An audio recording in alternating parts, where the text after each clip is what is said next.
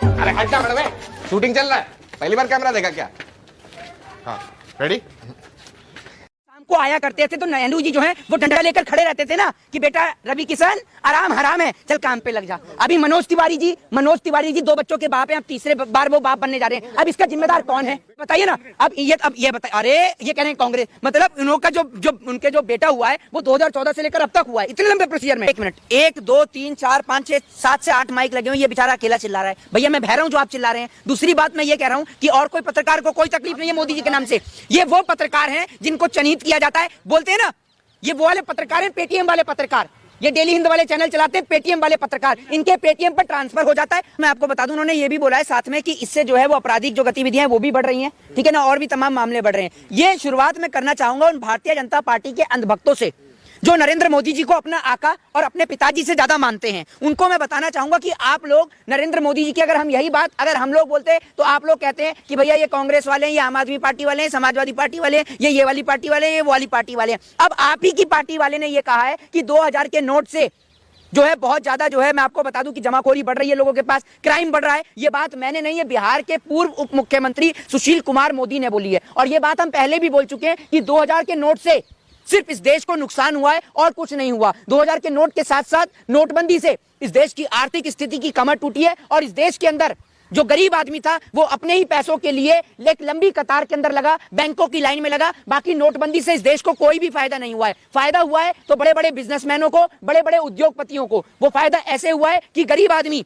जिसके पास पैसा था वो अपने पैसे के लिए ही लाइन में लगा, और जो बड़े बड़े बिजनेसमैन थे उन्होंने अपने काले धन को इसी नोटबंदी के चलते व्हाइट में तब्दील कर दिया, ठीक है। इसके अलावा जिन बेचारों के पास 5000 10,000 थे या 20,000 या 1 लाख रुपए थे, उनको बैंक के अंदर नोट नहीं मिले थे। बैंक के अंदर सिर्फ ये चल रहा था कि किसके पास सोर्स है, जिसके पास सोर्स है तो बैंक में जब नोट आते थे तो उन लोगों को मिल जाते थे। और जिनके घर परिवार के अंदर शादी थी, आप सभी लोगों को पता है कि उन लोगों की कैसी स्थिति हुई और नोटबंदी के चलते कि कई लोग मरे भी।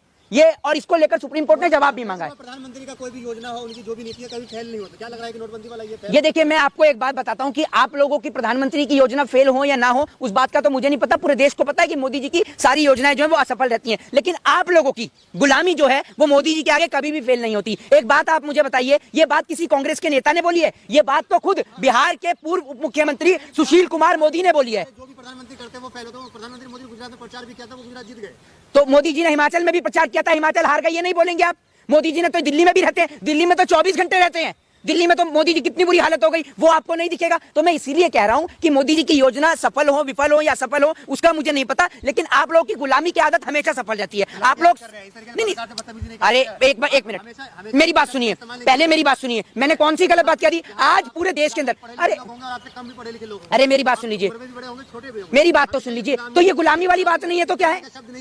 अरे आप एक बार बताइए। नहीं, आप मुझे बिल्कुल मुझे पता है कि नरेंद्र मोदी जी देश का चौथा स्तंभ है। आप 1 मिनट, 1 2 3 4 5 6 7 से 8 माइक लगे हुए, ये बेचारा अकेला चिल्ला रहा है। भैया मैं बह रहा हूँ जो आप चिल्ला रहे हैं। दूसरी बात मैं ये कह रहा हूँ कि और कोई पत्रकार को कोई तकलीफ नहीं है मोदी जी के नाम से। ये वो पत्रकार हैं जिनको चिन्हित किया जाता है, बोलते हैं ना ये वो वाले पत्रकार हैं, पेटीएम वाले पत्रकार। ये डेली हिंद वाले चैनल चलाते हैं, पेटीएम वाले पत्रकार, इनके पेटीएम पर ट्रांसफर हो जाता है। आप एक बात मुझे बताइए, पहले मेरी बात सुनिए। 1 मिनट सर, मेरी बात सुन लीजिए, पहले आप सुनिए, मेरी बात सुनिए। ये जो इस तरीके की, मेरी बात तो सुन लीजिए।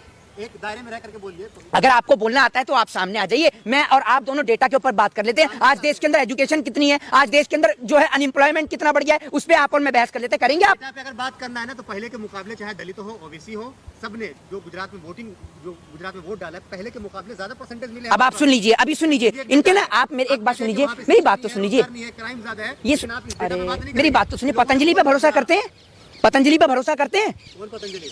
नहीं पता आपको? चले तो आपके आका जी वाली पतंजलि, बाबा रामदेव की, करते हैं पतंजलि पे भरोसा? उसको कान के अंदर डाल लीजिएगा जरा, आपके कान से कम सुनाई देता है। अब मेरी बात सुनिए, मैंने बात करी इनसे एजुकेशन के ऊपर, अनएम्प्लॉयमेंट के ऊपर और बेरोजगारी के ऊपर। ये जनाब कहते हैं क्या कह के कि डाटा पे बात करनी है, तो अब की बार गुजरात में इतना वोट परसेंट हुआ, हिमाचल में कितने परसेंट वोट परसेंट हुआ है, दिल्ली में कितने वोट परसेंट हुआ है पता है आपको? क्योंकि इनको नहीं पता, क्योंकि वहां पर इनके आका, सुन लीजिए, वहां पर इनके आका हार गए हैं और इनके आका जो है हिमाचल में हारे हैं, दिल्ली में हारे हैं, वहां का डेटा इनको नहीं पता। तो मिला कुछ परसेंटेज के आगे पीछे 1% कम मिला। कितना?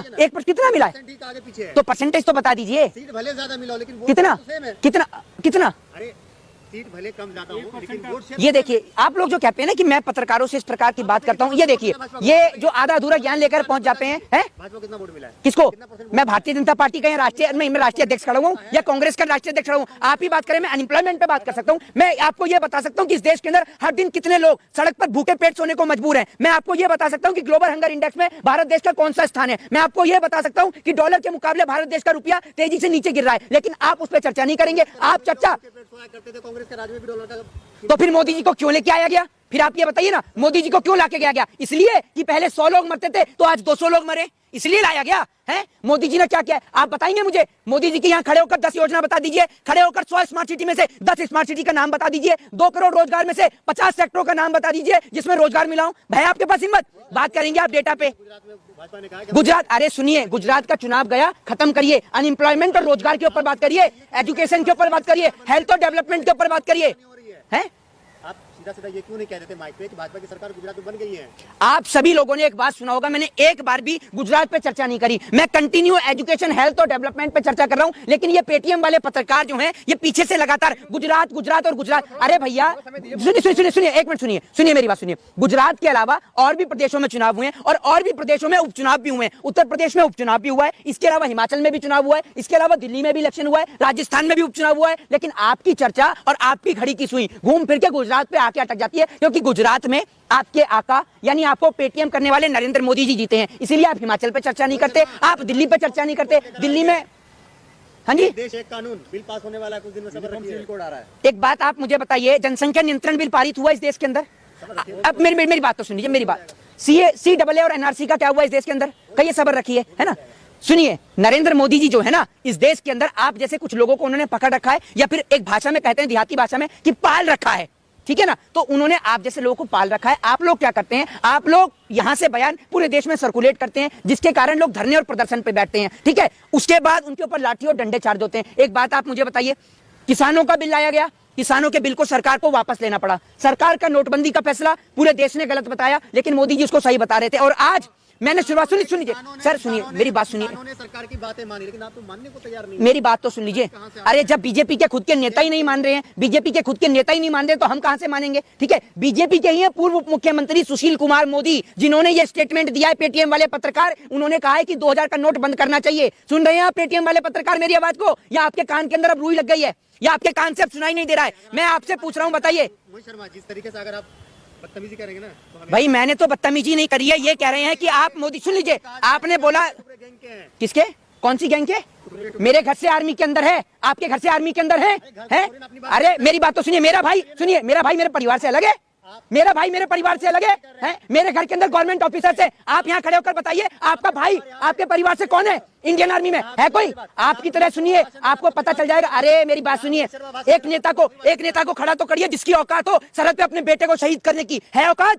आज अगर देश का जवान सरहद पे खड़ा हुआ है ना, तो आप जैसे लोग यहाँ पर बोल पा रहे हैं। ध्यान रखिएगा, जिनकी आप गुलामी करते हैं ना, वो लोग अगर खड़े होकर बोल पा रहे हैं, और आज जो लोग मोदी जी और आप सभी लोग जो चिल्ला रहे हैं ना, ये जो देन है, ये पिछली सरकारों की देन है, जिन्होंने आपको पोलियो का इंजेक्शन लगवाया और लेकिन प्रचार नहीं किया। अगर आपको पोलियो का इंजेक्शन नहीं लगता ना, तो पेटीएम वाले पत्रकार आज कुरकुरे की तरह टेढ़े मेढ़े पैदा होते। ध्यान रखिए, इसीलिए हम सरकार की अच्छी नीतियों का स्वागत करते हैं और बुरी नीतियों का विरोध करते हैं। विरोध करना इस देश के अंदर लोकतंत्र का एक संवैधानिक अधिकार है। जो बयान है, रवि किशन ने जो बयान दिया है, उसमें भी जो है वो कांग्रेस पे आरोप लगा रहे हैं कि कांग्रेस की वजह से जो हाँ, मैं बता तो रहा हूँ आपको। रवि किशन जब शाम को आते थे, नहीं, रवि किशन अगर जब शाम को आया करते थे, तो नेहरू जी जो है वो डंडा लेकर खड़े रहते थे ना, कि बेटा रवि किशन आराम हराम है, चल काम पे लग जा। अभी मनोज तिवारी जी 2 बच्चों के बाप हैं, अब तीसरे बार वो बाप बनने जा रहे हैं। अब इसका जिम्मेदार कौन है? हाँ, बन गए, अब इसका जिम्मेदार कौन है, ये बताइए ना। और अगर तुम लोगों को ये वीडियो पसंद आई तो यार लाइक मार दो, और नहीं आई तब भी लाइक मार दो, क्योंकि फर्क नहीं पड़ता। सही बता रहा हूँ, फर्क नहीं पड़ता, बस लाइक मार दो। और अगर तुम लोग नए हो तो सब्सक्राइब करो, वो जो लाल वाला बटन है उस पर कुछ भी फेंक के मारो, ये माइक फेंक के मारो, ये कैमरा फेंक के मारो, मैंने उल्टा बोल दिया, लेकिन मुझे फर्क नहीं पड़ता है, बस सब्सक्राइब करो, मुझे नहीं पता।